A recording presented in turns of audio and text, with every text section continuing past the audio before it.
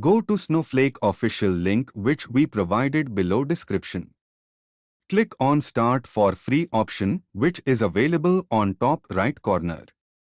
Please provide your required details for below fields, then click on Continue.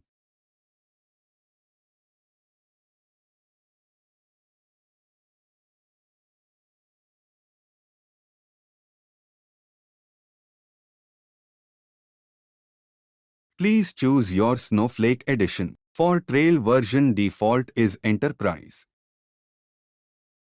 Then choose your cloud provider and click on Get Started. Verify the human identity. Choose the personal learning and development, then click on Continue. Choose Other option, then click on Continue. Select your preferred languages to work in as SQL, then submit. Sign-up process is completed now. You will get an email. Open your email which you given while registering. You will get activation link along with your account link which is unique for your account. Click on Active option to activate your Snowflake account.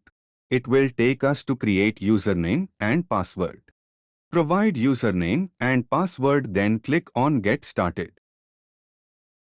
Now your Trail account is ready. Copy your account link and paste on browser, then enter your username and password. Then use your Snowflake account for your development writing queries.